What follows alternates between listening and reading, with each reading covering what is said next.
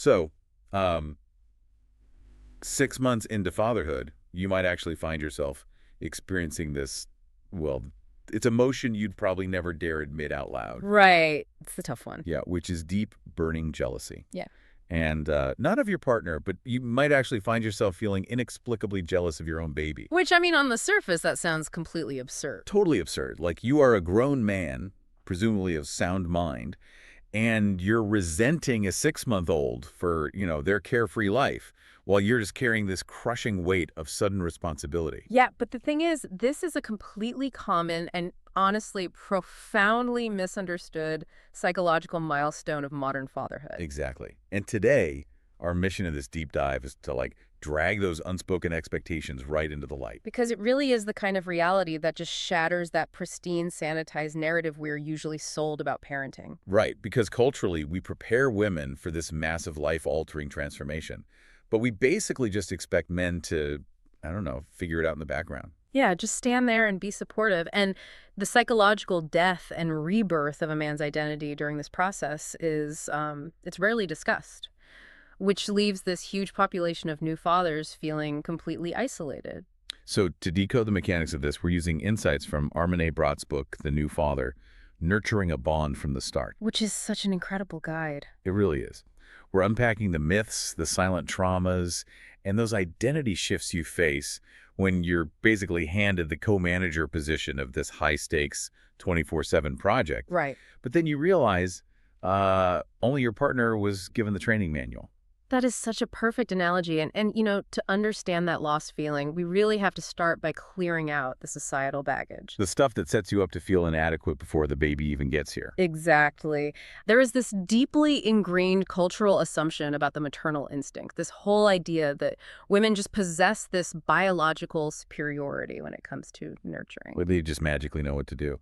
Right, and it creates this baseline expectation that fathers are just naturally secondary caregivers. But the deficit isn't actually in male biology, right? I mean, it's entirely about opportunity and confidence. Spot on. Because society just assumes women are the default, men simply don't get the same repetitions to, practice nurturing. Yeah, you don't build the confidence to trust your own gut if you are constantly deferring to the perceived expert in the room. And then when you actually try to bridge that gap by reading the literature, you find out that 90% of parenting books completely disregard a man's psychological needs anyway. Which just reinforces the whole self-fulfilling prophecy of male incompetence. Exactly. Now, Brott does point out that while the capacity for nurturing is totally equal, the styles of parenting do naturally diverge in ways that are actually super beneficial for the child. Okay, how so? Well, generally speaking, fathers often lean heavily toward interactive playtime. They encourage a bit more risk-taking, and they focus on how the child will eventually navigate the outside world. So they symbolize the external environment. Right. While mothers, conversely, often focus more heavily on emotional regulation, secure attachment, and, symbolizing the psychological home base. Okay, I have to challenge that framework just a little bit, though. Before it. Because when we say men symbolize the outside world and women symbolize the home base, aren't we just putting a fresh coat of paint on, like a 1950s sitcom trope? I can see why it sounds like that. Right. Oh, yeah. I mean, we're stripping away the briefcase and the apron, but it sounds like we're still cornering men into being the roughhousing, fun parent, and women into being the emotional caretakers. Yeah, but you're looking at it through the lens of adult identity rather than child development. Okay, explain that. We aren't talking about locking men and women into these caricatures. We're talking about providing contrasting developmental environments for a developing brain. I see. A child needs a secure, predictable base to feel safe. But they also desperately need a catalyst to test their physical boundaries. So, when a father engages in rough and tumble play, he is modeling how to navigate unexpected stimuli. Oh, wow. So he's teaching the child how to manage adrenaline and recover from minor physical stressors. Exactly. The child requires both inputs, the security to retreat and the push to explore.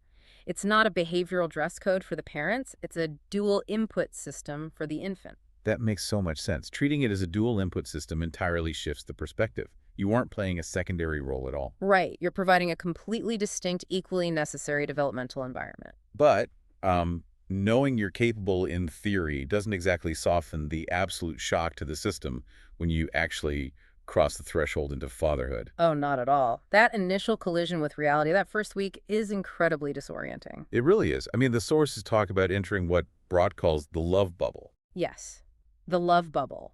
It's this intensely concentrated period where your entire universe basically shrinks to the walls of your home. Characterized by like unbridled love, but also this deep, vibrating undercurrent of anxiety and helplessness. Because men are traditionally socialized to compartmentalize their emotions, right? They're supposed to act as the stabilizing rock in a crisis. Right. Fix the problem, don't show weakness. Exactly.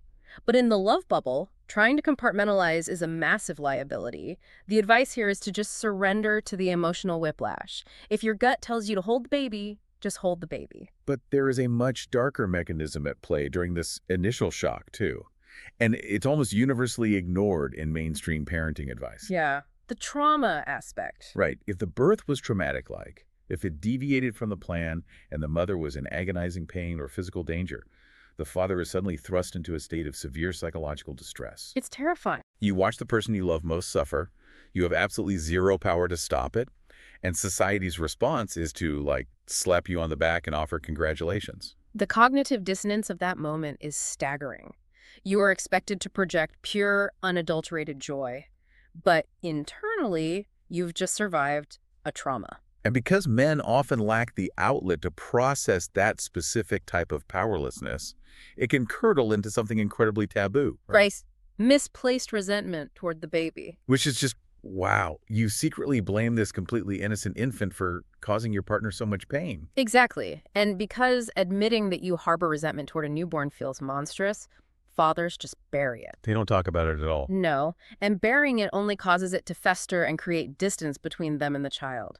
But it is crucial to recognize that this reaction is not monstrous. It's actually a highly predictable trauma response. Your brain is basically trying to find a target for the unprocessed fear you felt for your partner's safety. Right, bringing that resentment into the light, acknowledging it as misplaced fear, and addressing it immediately is the only way to dissolve it before it damages the bonding process. So you survive the trauma of the arrival, the adrenaline fades, and then you slam directly into the next psychological wall. The feedback void.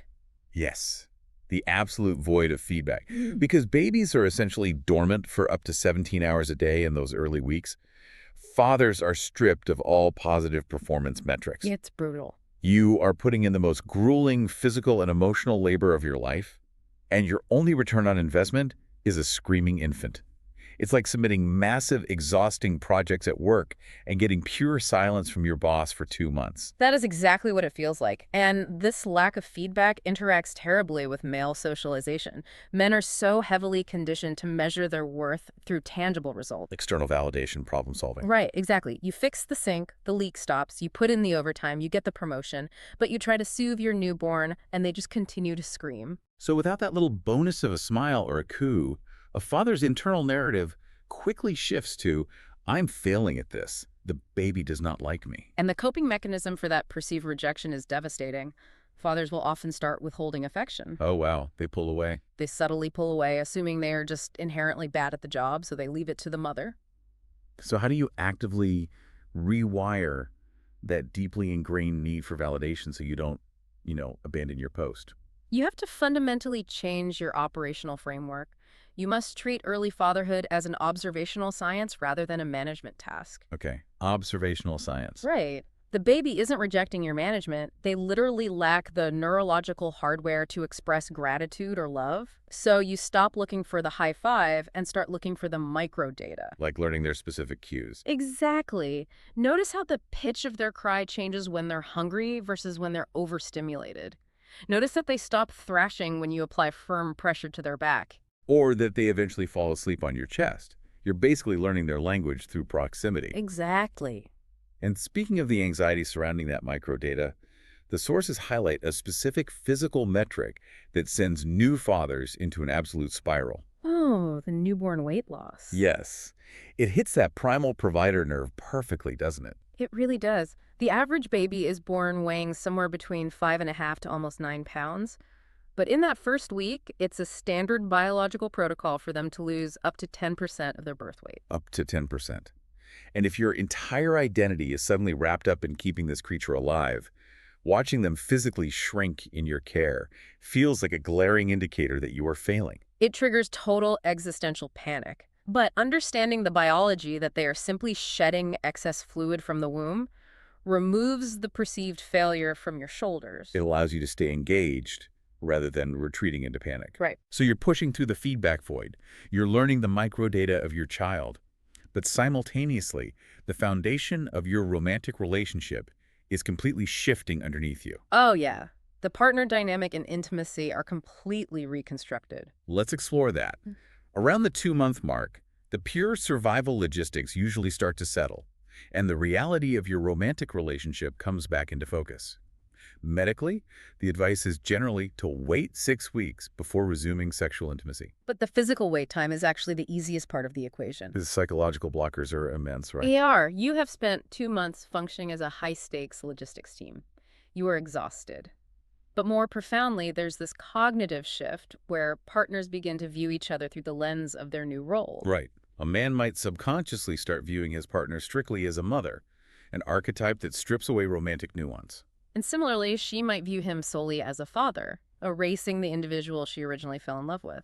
Trying to navigate a mismatched desire for intimacy in that environment is incredibly fraught. How do couples actually put down the logistics clipboards and mentalize the shift back to being romantic partners? Well, it's tough. Because the sources use an analogy comparing mismatched arousal to disagreeing on whether to get sushi or watch a movie. And I have to be honest, that feels a little too pragmatic for the emotional weight of postpartum intimacy. I agree.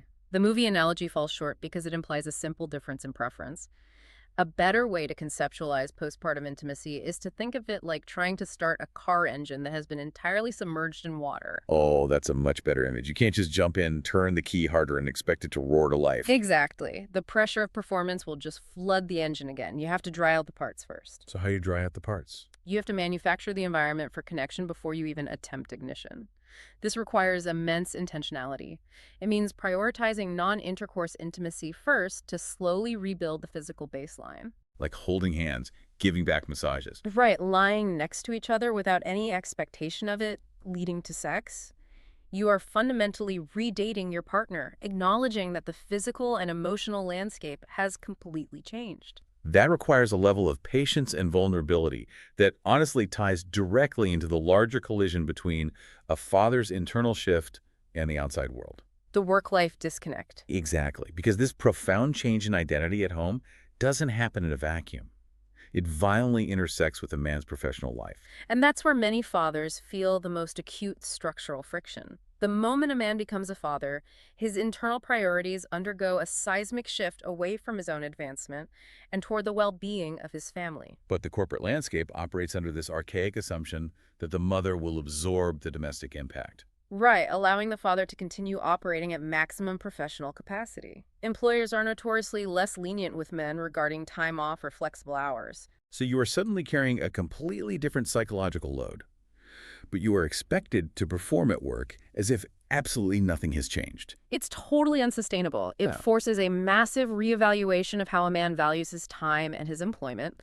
Fathers really have to learn to fiercely advocate for their new boundaries. Negotiating remote work, violently protecting their weekends, or, even taking a career hit to work part-time if the finances allow. Because the identity shift is permanent. Armin A. Brott makes a profound observation about this permanence. He notes that once you undergo this transition, your pre-child identity doesn't just feel distant, it actually feels incomplete. Wow. Incomplete. That realization requires a total reconstruction of how you define your own masculinity. It really does. Societal conditioning demands that men project invulnerability. You are supposed to be the fixer, the one who possesses the answers, the stoic pillar. And fatherhood just utterly destroys that facade. Completely. It places you in scenarios where you are entirely helpless, where your physical strength and your problem-solving logic are completely useless against a colicky infant at 3 in the morning. The clash between the demand for invulnerability and the reality of absolute helplessness is where so many men break. Because if you view that helplessness as a failure of your masculinity, you're going to be miserable. You'll be fighting a losing battle. So how do you actively reframe that? How do you weaponize that feeling of weakness and turn it into a tool? By surrendering your ego. You have to recognize that the old metric of masculinity control is a massive liability in parenting. You cannot control a developing human being. You can only facilitate their growth. Exactly. When you embrace the helplessness, you stop trying to command the situation and you start trying to understand it.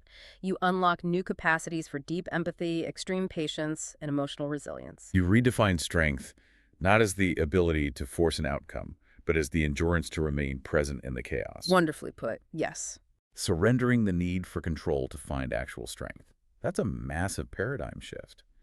But just as you start to integrate that new version of yourself, usually around the 6-month mark, the logistics get slightly easier. The baby is crawling, they are recognizing their name, and you finally get to step into that role of the teacher. Yet right on schedule, the psychological saboteurs arrive to test that new identity. Because the physical demands ease up just enough to leave room for the mental hurdles.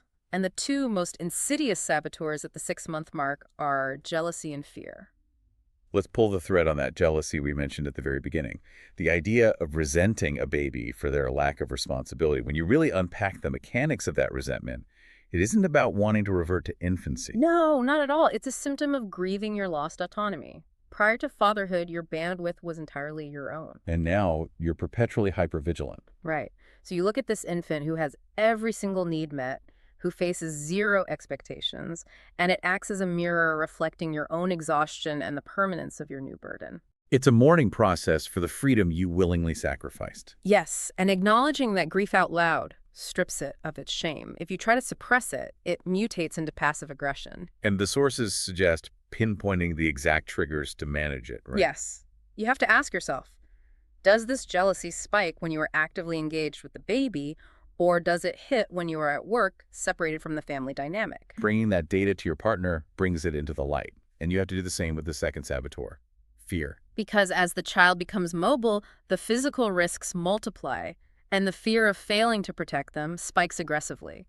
The fear of doing it wrong, of accidentally causing harm, or of just being inadequate. But the reality check provided in the material is incredibly grounding. Fear is an illusion. It's a projection in your head, not a tangible reality in the room. Exactly. Experiencing that fear isn't a sign of weakness. It is empirical proof that you are deeply attached and that you love your child. But you can't fight a psychological projection in isolation. What are the actionable steps? Community and education. Seeking out other fathers who can validate these bizarre internal shifts is critical. Look for local dad support groups. And you must communicate the specific nature of your anxiety to your partner, who is likely desperate to understand the changes in your demeanor anyway. Right. And finally, you must educate yourself on the upcoming developmental milestones. When you know the architecture of the next stage, you remove the element of terrifying surprise. Because anticipation kills the anxiety. Yes, it does. So, pulling all of these threads together, what is the core architectural blueprint we are handing you today? The foundational truth is that successful fatherhood has absolutely nothing to do with possessing some magical, pre-installed biological instinct. It is entirely an act of deconstruction. It is about actively rejecting the societal myth that you are a secondary, bumbling assistant. It's about leaning into the acute discomfort of your shifting identity, communicating openly with your partner when you feel entirely lost, and honestly giving yourself the grace to be terrible at the job while you learn the microdata of your child. You are literally rewriting your own code in real time. Which leaves me with one final, deeply provocative thought for you to explore on your own. If Armin A. Brott is right, if the transition into fatherhood fundamentally alters your identity so profoundly that your past self feels incomplete, we really have to consider the physical reality of that shift. Oh, definitely. Because the psychological is always rooted in the physiological. Exactly. How is this massive burden of responsibility, this relentless hypervigilance, and this total surrender of the ego fundamentally rewiring your brain chemistry? It's a fascinating question. Science is only just beginning to map the neurological pathways of fatherhood, but it begs the question.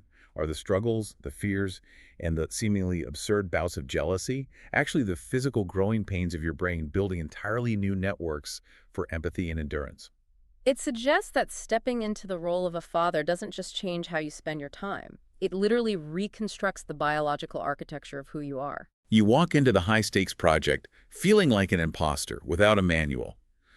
But by enduring the shock to the system, drawing out the engine, and embracing the absolute helplessness of the unknown, You aren't just learning how to raise a child, you are forging a completely new version of yourself. And that ongoing, messy reconstruction is the true definition of being a father.